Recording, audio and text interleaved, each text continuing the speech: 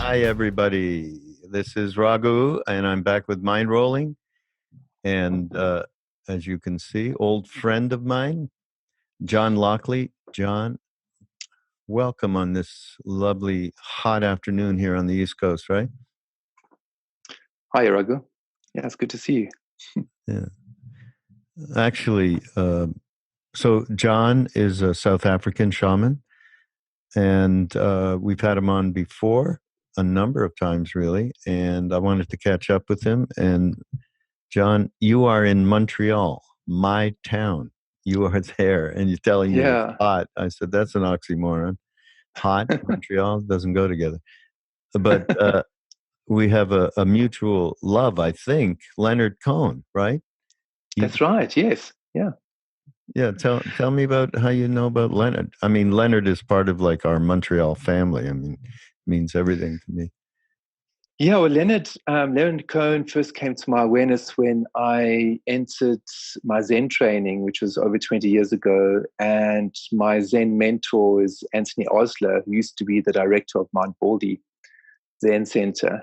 And he was a student of Suzaki Roshi, who was Leonard Cohen's Zen master. So Anthony left the temple probably in it was still apartheid South Africa, so it must have been the late 80s, and then Leonard Cohen arrived a few years later. So that was the meeting space or awareness of Leonard Cohen and Zen through my friend Anthony. And Anthony is also a poet and a writer and musician. However, he went down the human rights route in South Africa to become a human rights lawyer, and now he's a judge in South Africa. So that was the meeting point, you could say.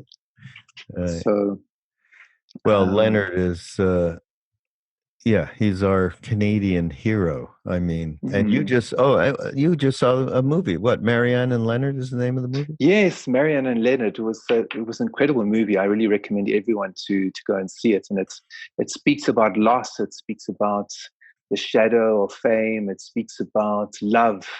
And the mystical and physical pursuit of love that we were all searching for in our own ways. And I love that whole exploration and how Leonard did that. And also his exploration of depression and, like I said, the darker sides of being human, the sadness, the grief, all of these things that he brings through with his poetry and his writing and his singing.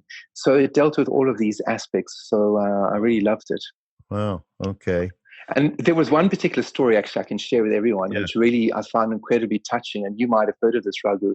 And I didn't know this about Leonard Cohen, but when he was in England, he was going to psychiatric hospitals to play music, to uplift the patients. And there was this one moment, and it was an incredible moment, where they're playing in the psychiatric hospital, and suddenly there was a man at the back of the room, and he was heckling and he was shouting, and he just said, "Stop, stop, stop, stop all of this. That's enough, stop."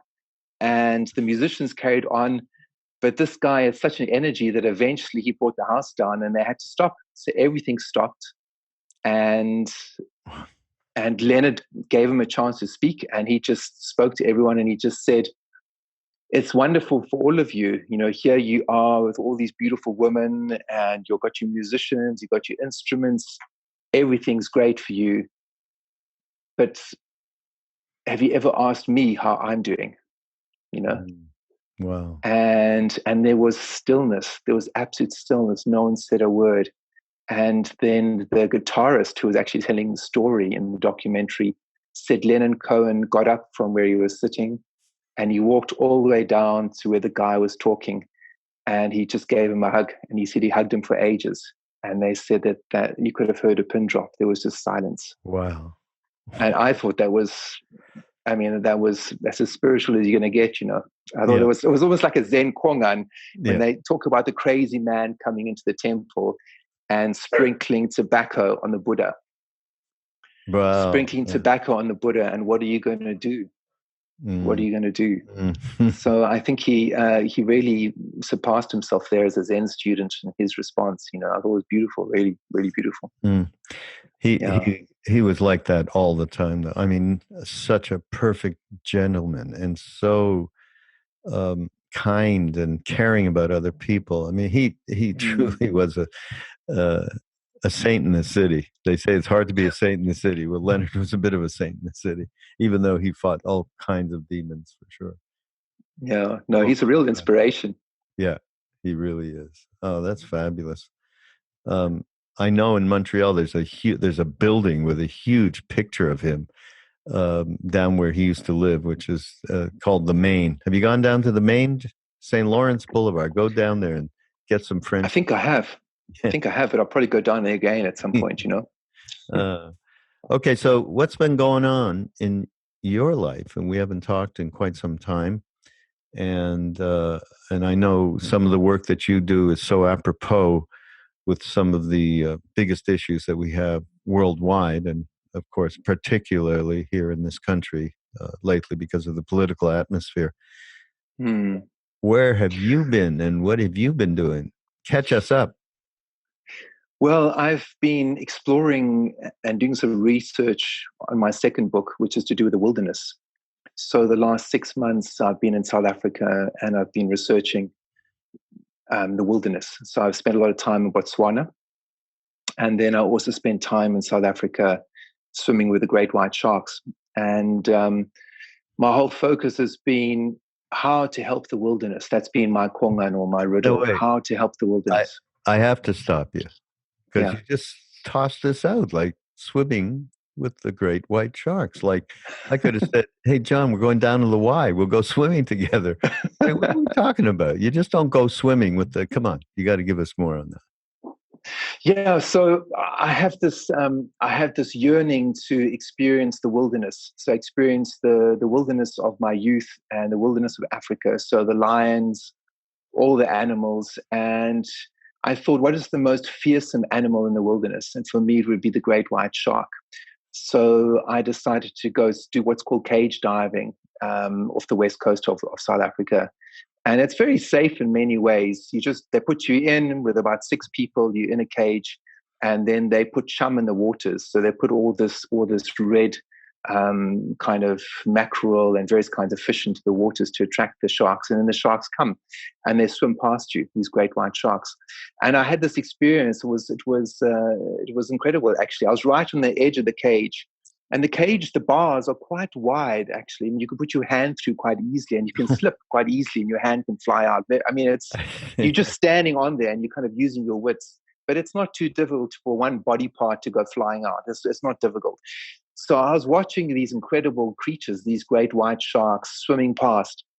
And then I had this one moment where the captain of the ship said, they're coming, go down. So we all went down, and then we just saw this torpedo with this submarine of this great white just swimming just literally like half a meter in front of me. And he was just going past me, and I was in the right at the edge of the cage. And for some reason, right next to me, there was this foam bullock, this foam section to hold the cage. And for some reason, he just turned his head really quickly. It's almost like he looked me in the eye. And then he just went for it in terms of the foam thing right next to me. And the whole cage shook and he had his teeth in there and he was like shaking like this. And the whole thing was shaking, you know. And I just felt, that's it. That's Mother Nature. My whole thing was to be close to Mother Nature, to be close to the most fearsome creature on the planet and feel what does it feel like? And it actually feels deeply, deeply spiritual. And quite scary, but very, very, very spiritual. And you have to be mindful. In those moments, you have to be mindful. I mean, as he went swimming off again, you know, I just so aware of where my feet are, and where my hands are. Because like I say, you just slip for a second and it's out. And it wouldn't be difficult. It wouldn't be difficult for him to just swing back and have a little chomp, but it wouldn't have been hard, you know. All right. Well, so yeah. All of so this. The state of the wilderness is in a very serious place at the moment around the world, and in particular in Southern Africa. You know, the wilderness is shrinking, and there's a number of reasons why the wilderness is shrinking, and the animals are suffering incredibly. You know, the great white sharks are suffering. Poaching is through the roof. There's a war on in Southern Africa against animals at the moment, where animals are being slaughtered left, right, and center. And it's a second form of apartheid. except apartheid not with human beings, but apartheid with animals and humans. So if the word apartheid, it means separation, then we're seeing an incredible situation where man is separated himself or herself. We've separated ourselves from the natural world, and it's creating all kinds of problems. And I think the root of it is really what we talk about in Buddhism as hungry ghost energy, where human beings are not connected to their soul, they're not connected to their spirit, and they're replacing that feeling with materialism, with buying, with commercialism, and with commodities, and that human beings have become like a virus on the planet, just eating and invading the natural world and taking from the natural world. And I had a number of experiences with the animals, like when I was in Botswana, watching the animals and watching the elephant and just feeling, what is going on here. And it was amazing for me, because how I got into the bushveld in Botswana was actually through my second book. Through my first book, Leopard Warrior. And the end of Leopard Warrior, it ends with me going into the bush following a leopard. And when I was in Montreal last year, I had an incredible experience, because a mutual friend is actually a safari guide in Botswana, and he hadn't been in touch with me. And then eventually he got in touch with me, and he phoned me when I was in Montreal, and we had this long WhatsApp chat from when he was in Botswana. And he said to me that he had this experience with a leopard in the bush, this wild leopard. And he said he felt the leopard was calling me to go into the bush and to join him. And so I said to the safari guide, my friend Alwyn, I said, it's going to be so difficult for me to go there, because it's enormously expensive to go into the wilderness nowadays, because you need a tracker and all these things. It's not easy. And Alwyn just said that he's an animal communication expert, Alwyn, and he said to me that he felt that the leopard wanted to download certain kinds of information to me, and all I need to do was just fly into Maun in the Okavango Delta, and I could stay as long as I like with Alwyn, and he would take me into the bushveld and into the wilderness, and we can track the leopard and see what the leopard has to say to me. So that's what happened. So it was a real wish come true for me. Did it happen though? Yeah, that's what happened. I went into Botswana, and I went tracking the leopard, and then I had all these experiences with the wilderness, with the animals. Wow. Yeah. Well, let's talk about the relatability of this journey of yours, and how particularly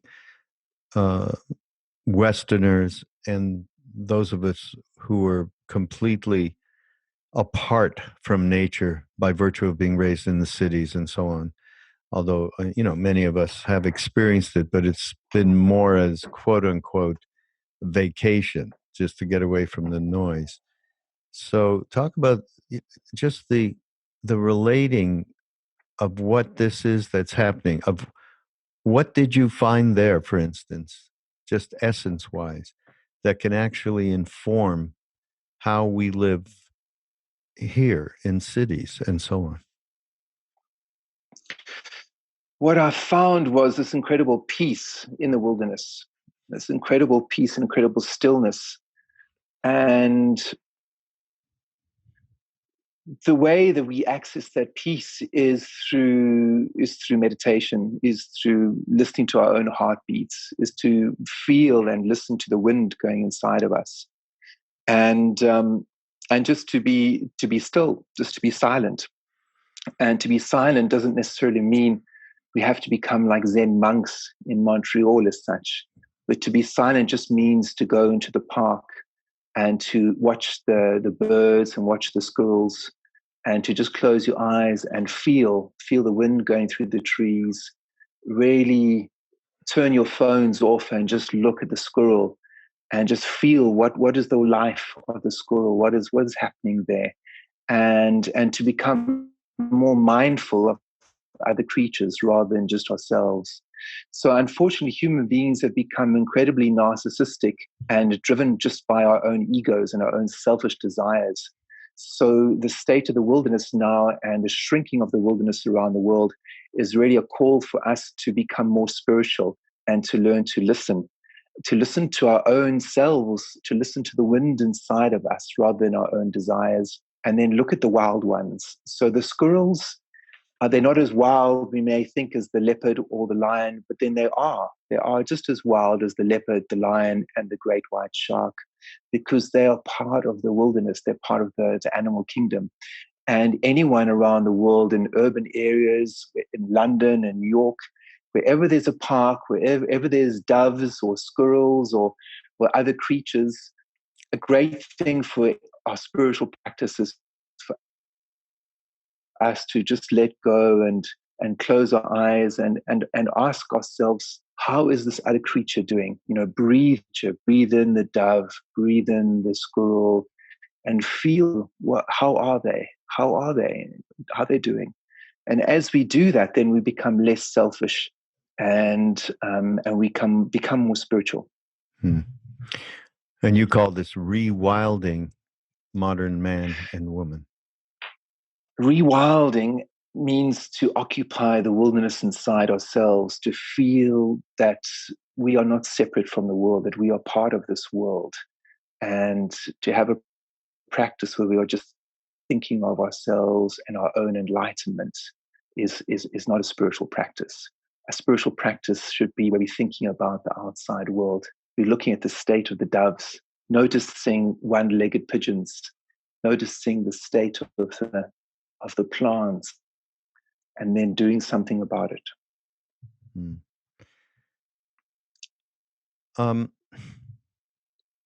guess I have to keep moving into this place where that kind of reconnecting with, as you call it, inner wilderness. And you also bring in, of course, connecting with our dreams, and generally mindfulness. That's all very much a part of what I would call returning to true nature, because true nature is in sync with wilderness, with wild animals, with people who, I mean, this is to me, that thing, the little story you told about Leonard Cohen in the beginning, and what he did, that is aligned with nature. He was aligned with nature by virtue of the fact that he got out of himself, right? He didn't have the cops come and throw the guy out, right? And Leonard was quite aware of his own narcissism.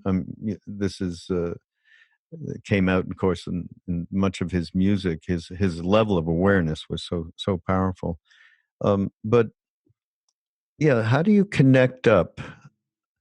Again, I mean, I can see what you're saying. I mean, just to get out in nature, and it can be beyond squirrels. I mean, I go out in nature here in North Carolina with my animals, and we're quite aware of everything that's going on. I have to be, in terms of making sure they're not going to encounter, a bear or whatever, and just keeping aware of the sounds. And once you start to tune into the sounds of the birds and rustling animals and, snakes and everything else, you start to slow down. So I really appreciate what you're advising here and what you yourself are putting yourself through in South Africa in the wild.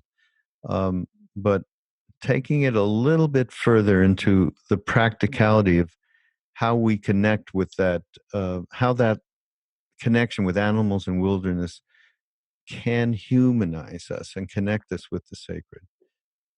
Talk about that connection on a day-to-day basis and how that can be meaningful.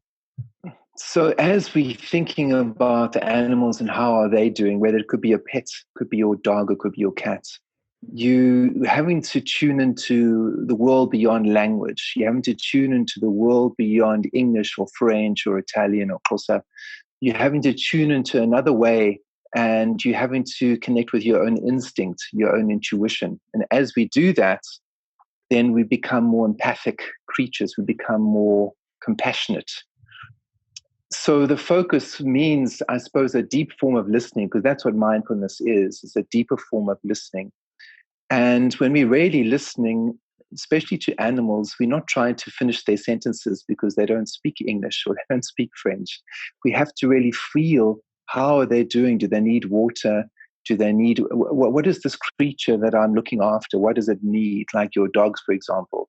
And as we're tuning into them rather than our own lives, we automatically become more intuitive, and we become more compassionate. So I think that's what it's about. I mean, what I'm talking about is the same as what Ram Dass is talking about, or any spiritual teacher. It's just a slightly different focus. I'm focusing on the wilderness because the wilderness is dying. So that's why I'm focusing on the wilderness in this particular way. But if the wilderness wasn't dying, then I'd be using slightly different language. But it's the same spiritual language that's been played out for centuries. It just means some kind of action is needed. So if you're feeling your dog and you're tuning into your dog and you feel that she isn't well or he's not well, then you feel their stomach or you feel their body and you feel a lump or something like that, and then you decide to take them to the vet or take some kind of action. So the first is us feeling the natural world, whether it's our own animals or walking in the park and looking at the doves and seeing the state they're in. And then it's taking some kind of action, which is an action of altruism, an action of doing something for the other. Yeah, doing something for other. Of course, what's happened in India in terms of the animal population is a horror, and just as much a horror as any other place. They have just the smallest areas now where there's any kind of wild animals left. I mean, India is not a very big country and has well over 1 billion people, so it's a very difficult thing. But you did mention, though, that you saw one thing. I was curious about this. A National Geographic doc on a particular village and how it treated endangered birds. What was that about? I don't know if it was me.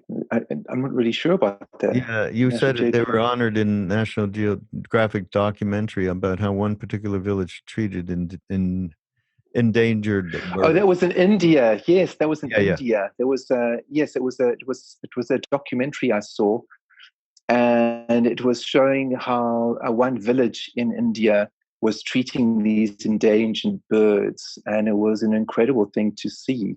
I don't know what, some kind of rare heron, and they were feeding the herons, and they fed them at a certain time of the day, and they literally got hundreds and thousands of them, and they'd all descend at a certain time every day, and then they would leave a few hours later.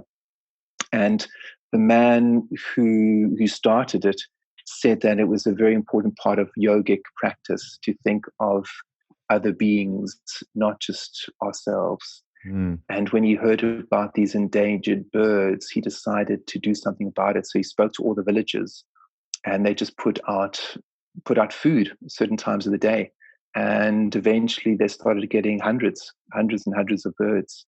And it became a real spectacle. So so all the villagers would start helping. I'm not sure where it is in India, but it was a real they really made a statement in terms of changing the tide of the desecration of the wilderness and of animals, to change the perception through using yogic practice of looking after the animal kingdom. So really what you're doing is really twofold. By going into Botswana and going into the jungle to have this encounter with the leopard, that's one aspect designed to have this connection for you to open up and be able to share whatever you are getting from this animal and from the spirit. At the same time, you're trying to bring attention to the fact of the disaster that is going on, specifically in Africa and Southern Africa, but very much everywhere. Yes. how are you managing to bring these two things together, which is a personal journey for you that you would be able to share as a teacher, and as well a mission to for awareness of what's going on, and maybe how do you manage? That's a bit of a rope act. Yes, yes. So what I've done is I've started special retreats now in the Kalahari Desert, which are going to Oh, be starting next year, which I'm calling Dreams and Tracking in the Kalahari. And it's going to be a 7-day vision quest, taking people into the heart of the Kalahari. And at the end, we're going to be joined by Kalahari San elders, Bushman elders, who are going to sit in circle. Because I've been researching and working with the stories of the Kalahari San elders or Bushman people since I was 14 years old. And it's been my wish and dream to work alongside them.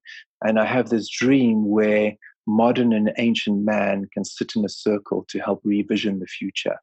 Not where ancient man is having to perform for modern man because they don't have any money and all they've got is their songs and their drums, but where ancient and modern man sit in a circle, eating food together and talking and helping to revision the future. So this is what I'm doing. And this is what we're going to be doing next year in the Kalahari. And my intention is to help educate and help to rewild modern people. And as you know, Raghu, it only takes one drop in a body of water to turn that body of water into a healing elixir or a poison. Just one drop in a whole body of water can turn it into something powerful for healing or something very dangerous. So my feeling is to train just a handful of people or people who feel called as I do in the Kalahari, and we're going to train them in the old indigenous ways of tracking and of spirituality. And then they're going to go back to wherever they come from, whether it's America or England, wherever they come from. And hopefully their lives will be changed, and then they can spread this awareness of the wilderness through observing and spending time with indigenous elders and learning these ancient ways through myself and also through Awen. So my friend, my tracking friend who runs this Kalahari expedition company, he's been working alongside the Kalahari San his whole life. And he's said to be one of the top trackers in Africa. So he spends all his time in the wilderness. So he's going to be teaching people the language of birds.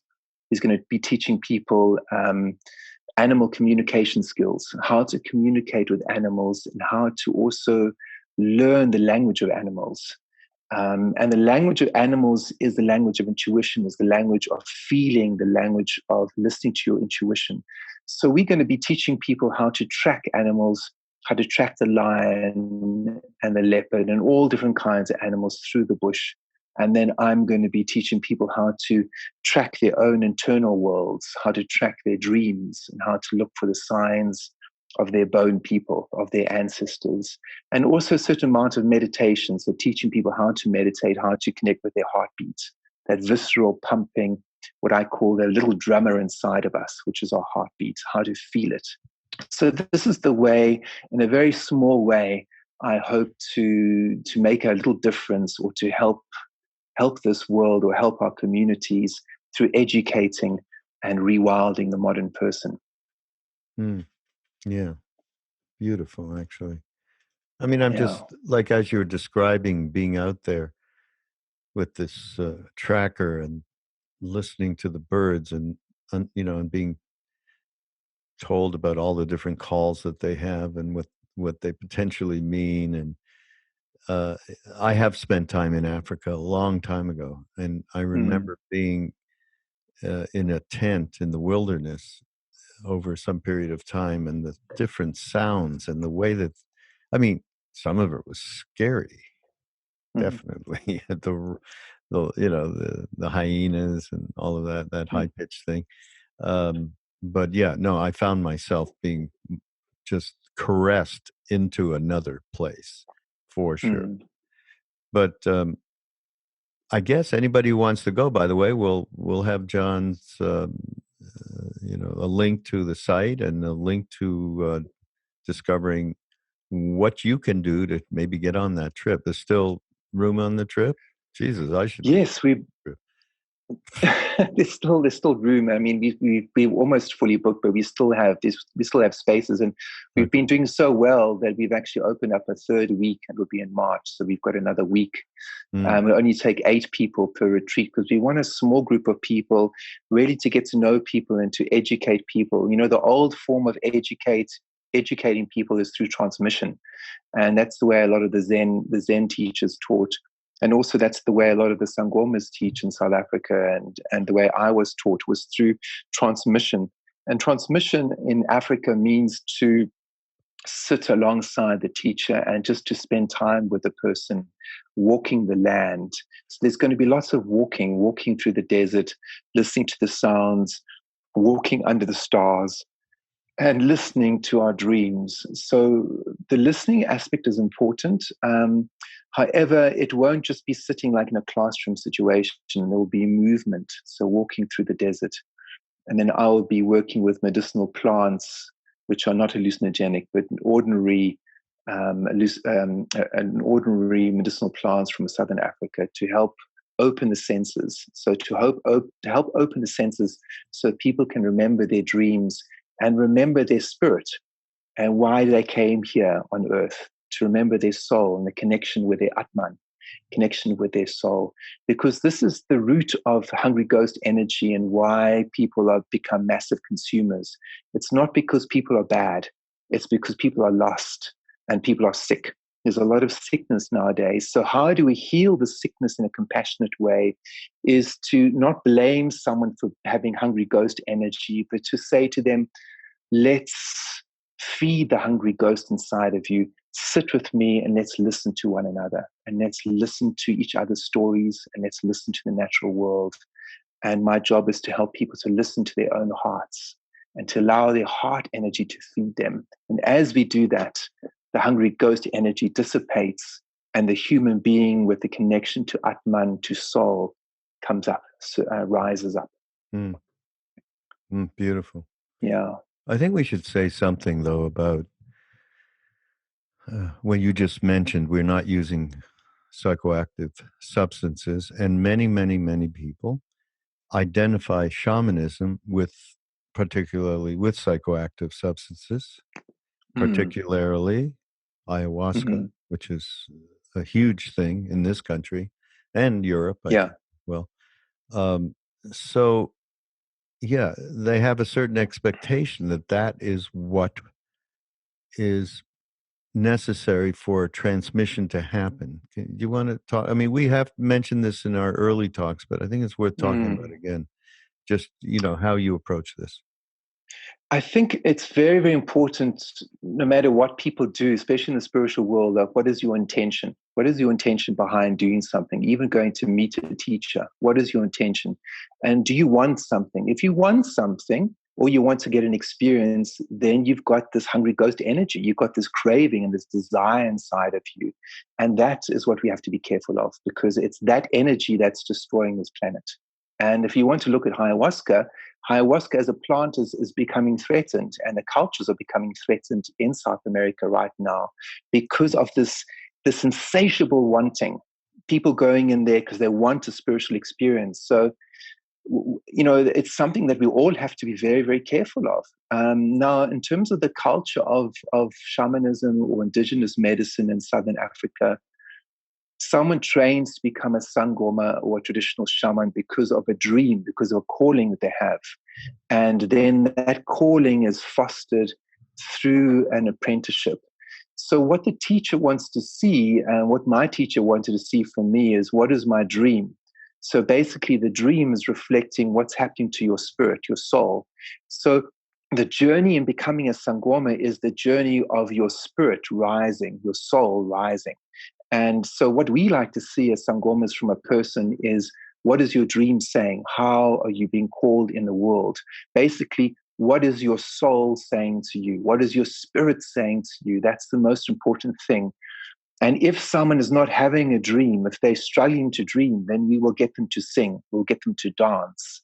And we will wash them with medicinal plants. We'll give them medicinal plants to drink, so that they get a dream where their soul rises up. We say, Umoya, Phezulu, umoya phezulu, which means your soul rises up. That's the focus of the medicinal plants. Now, most of the plants we work with are not hallucinogenic. And the reason is because we want the person to be sober, to connect with their spirit and their mind in a very sober way. And then we know that they are getting a true calling from, we say, Utiko, from the Great Spirit. Mm. So you could say the Atman is connected because they're in a very sober place, and it's naturally flowing and opening like a lotus flower. It's naturally opening. Mm. But I will just to take the side of of many people that I know. In fact, John just recently heard a story of someone who was actually of Indian heritage, but grew up in Toronto and was not into spirituality whatsoever. And then I think that little book "Be Here Now" popped off a bookshelf and hit him on the head, or something happened. But he started looking for ways to find more about his inner working, shall we say. So he did go to Peru, and he did work with shaman, and he did use ayahuasca. And I think in these ceremonies you have guides that you relate with, and so you get two guides apparently. So what happened is, so he had those two guides, and not guys. They could have been, I don't know what the gender. And then suddenly he said, a third appeared in these ayahuasca ceremonies. The third was Deem Karoli Baba. And he said, whatever Maharaji told him, that was the right thing. The other guides, not so much. Anyhow, through they wanted to. He was obviously, I don't know what the word would be. Probably not talented, but whether he had a penchant for opening up in that way, and they started training him to be a shaman, right? And at some point, though, he left it all because he realized that all he needed was that direct relationship with his guru, which turned out to be Neem Karoli Baba. And all of this came out through ayahuasca ceremonies in Peru, Wow. So just to say, of course, many people have used, and we have in more back in the day, of course, and since then it's been more around meditative practice and so on, and chanting. But many people have come through in a way that they needed to come through using psychedelics. So I just want to give you know what? I love talking to you and hanging with you because there is no ayahuasca, okay? Because it's, there's so much of it. And it's so, to me, I mean, I guess if I really pursued it, there is a sincere, the real deal, I'm sure, is out there, using it all properly and using it and using other, medicine and so on and so forth to help with the psychological stuff that people walk around with. But I love the sober part of and how you approach this. But I just want to give the other side a little bit of love. Sure. But I mean, I can also say that I have worked with ayahuasca myself, and I'm not against ayahuasca. I've worked with ayahuasca, I work with peyote, I work with different plant medicines on a personal capacity. And the reason is because the plant called me in dreams. I didn't just go looking for it. I was called through the dreams to go and do it. So then I did it, and I had these incredible experiences. So I think it's very powerful. All I'm saying is that people need to be cautious about their own wanting and their own desire. I mean, the ayahuasca is incredibly beautiful, and I'm not talking negatively about it because I think it's the most incredible thing. I think it's so sacred that people need to just be aware of what their intention is behind taking it, because it's like sitting in a room with a wise grandmother. What do you want from the grandmother? Are you going to go and serve her, or do you want to go and take from her? That is a solid point. The realm of the hungry ghost. You go in wanting even just experiences, which is unfortunately what I do see in many people. They get caught in wanting that over and over and over. And how necessary is that once you, and that's what this young man said to me, once he realized Yeah. the absolute connection of everything, interrelated and interconnected. What else, did he need in that moment? So, And it's also not wrong. I also want to say that it's not, it's not about judging people for having hungry ghosts. And we've all got that. It's not a judgment, but it's just really about each person taking responsibility for that energy that they've got inside them. So being aware of your craving and your wanting. And as we are aware of that, then we find, or all of us find, that we want and we crave less, and then we're having less of an impact on the environment. So it's just really about each person becoming aware of the hungry ghost or the desire or the wanting inside of them, because we've all got it to a certain extent. And you look at Leonard Cohen and his writing and his depression and the way he writes about some of these things. I mean, it's really exquisite and beautiful. And I think the beauty with Leonard Cohen was his observation of the shadow and his observation of these difficult places. So nowadays, we're talking about the wilderness and the shrinking of the wilderness and how we are taking so much from the environment, including ayahuasca and medicinal plants. And all I'm saying is, let's just pause for a moment and feel our own wanting and our own desire. What do we want here? If we really need to sit with ayahuasca so that our spirit opens because we're feeling so sick, that's beautiful. 100% go for it. 100% go for it. Take ayahuasca, make a prayer to the mother of ayahuasca, Pachamama, and go for it. And then say a prayer to the higher gurus and the higher beings when you're in that state, and something will happen. But if you're going into taking ayahuasca or peyote, these other medicinal plants, because you are looking for an experience and you are hungry for an experience all the time, then you just need to look at that. Just be aware of that. Yeah. Yeah. Perfectly said. Great, John. Oh, listen, something happened to me, and I immediately thought of you after I had this experience. I was in Maui, actually, with Ramdas about a month ago, and I was recommended to have some treatments with a wonderful woman who did a very, very special healing treatment that was very much intuitive and very much on vibrational level. There wasn't any jostling around of limbs, shall we say. And so, yeah, I had pretty far out experiences. And in one of them, I just kind of went out for a little bit of time. I don't even know where I went. And then after the thing was over, she said to me, your father was so much present here during this time. He really came to tell you that he loves you. He is uh, absolutely supports everything that you're doing, and so on and so forth. And I said to her, so what do you, I don't kind of get it. I said, I have a really great friend who's a South African shaman, John Lockley, and he talks about ancestors as very big part of his practice and teachings. And I have to say, I've never really gotten it. And this is a woman's name was Jillian. And isn't it? I mean, someone leaves and they move on to another plane of consciousness.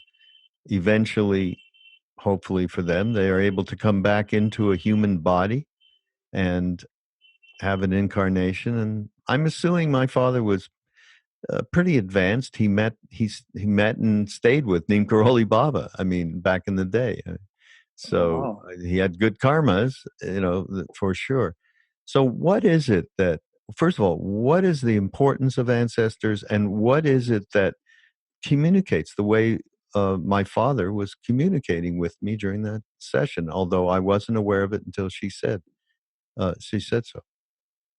Okay, so it's. I mean, there's different levels of this. So I try and hit this at try and use language to the best of my ability here, Raghu. I think the first reason for connecting with ancestors. Let me just give a few sentences around that. Our first reason for connecting with ancestors in the South African tradition, but in all shamanic traditions, And that's because our ancestors represent the tree of life. So we connect with the tree of life through our own bones. So we talk about the bone people. So our bone people are our ancestors on the other world, So if we want to connect to the spirit world, let's say, and we want to connect to, say, Hinduism or even Christianity, first we have to go through our own bone people, our own ancestors, because they are our direct connection to the portal of life.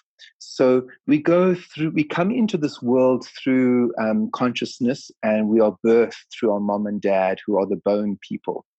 And so in order to connect with our spirits and to connect with the great spirit and the great dreamer, or we could say universal consciousness, we just make a bow to our bone people. So we bow at the doorway of our mother's people and our father's people. And as we do that, not out of worshiping them, just out of respect and just thanks, a sense of gratitude for the gift of life. As we do that, then we are bestowed the gift of being human. We are bestowed certain gifts because we are showing our appreciation for the gift of life. And the gift of life is being human. So that's the first thing. And that's the reason why we honor the bones or honor our ancestors. Now, in terms of your experience, what I can say is that each ancestor or each of our parents, or even ourselves, as we are on this earth walk, we accrue certain kinds of calm or energetics which go into our bones and goes into our blood, and that gets passed into the next generation. And the love we have for one another and the deeds we do, good and bad, they go into a kind of an auric kind of field of energy. And as the next generation comes, and as, say, your father dies, that kind of energy is still connected to you in some ways. Is a kind of an energy that's connected to us. Even though our parents die and our grandparents die, we are connected to them in some kind of auric way, in some kind of spiritual way that goes beyond the eyes. And as we honor our ancestors and we ask for forgiveness and we appreciate them, we give them food and we give them sustenance in the other world. And then we make pathways for healing, all kinds of healing and reconciliation. Now, however, if you've got an ancestor or parents that has done a lot of spiritual work and has a lot of love to give and a lot of feeling for you, that doesn't go. It's almost like it enters the DNA.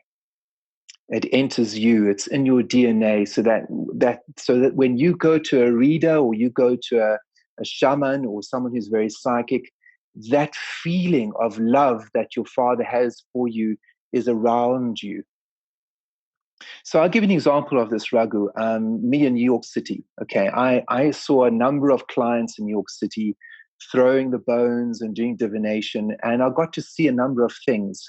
In particular, I got to see that a lot of Jewish people are very connected with their ancestors, and their ancestors actually feed them in various ways, giving them luck, giving them a sense of intelligence, giving them a sense of openness, giving them a sense of, I can't even use language. I'm sorry, I can't use all the words, but I can see that they are a lot more in touch with their ancestors than other cultural groups. And I can see that because of what I see around them, what I'm feeling around them. And then I throw the bones and I will say from the lay of the bones, Izinyani zitamsanga nina. Your ancestors are blessing you and bestowing you with luck, and you are connected to your ancestors. And a lot of the people I gave these sessions to would say to me, but I'm not really connected to my ancestors. I go, yes, but you're doing something. Then I'd go through it with them. Do you go to bar mitzvahs? What gatherings do you go to? When do you go to the synagogue? And eventually a pattern would emerge where even if they went a few times a year, they would still say the old songs. They would still say the old passages from the Quran. And as they were doing that, there's some kind of energy that gets forged and gets connected. And I remember this incredible story of being on the plane and sitting next to a man who was a rabbi.